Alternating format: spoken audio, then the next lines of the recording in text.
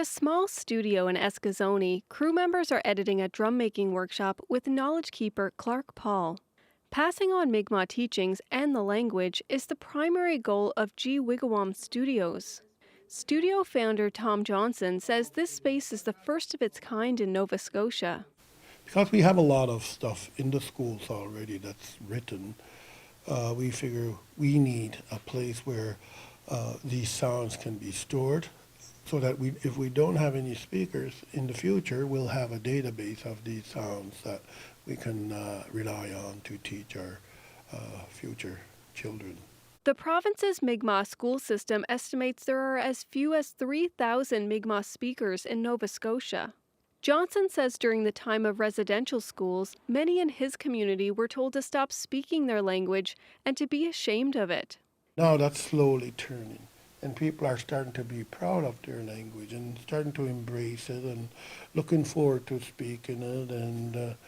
And the whole goal is to have more speakers than we currently have. Each week, the studio welcomes elders, knowledge keepers, and Mi'kmaq speakers for recorded lessons.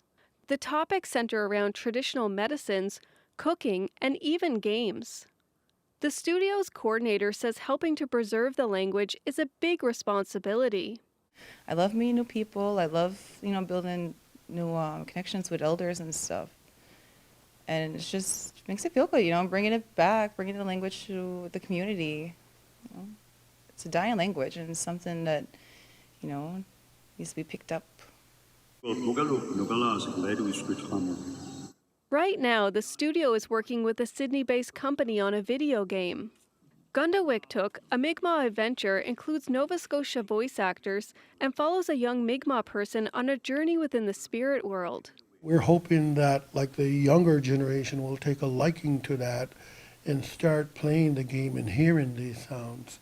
Because you don't even really have to study it. All you have to do is subconsciously listen to these sounds. They're embedded, and we're hoping that the language will naturally evolve or take off. Because that's the original way it was taught, was through oral tradition.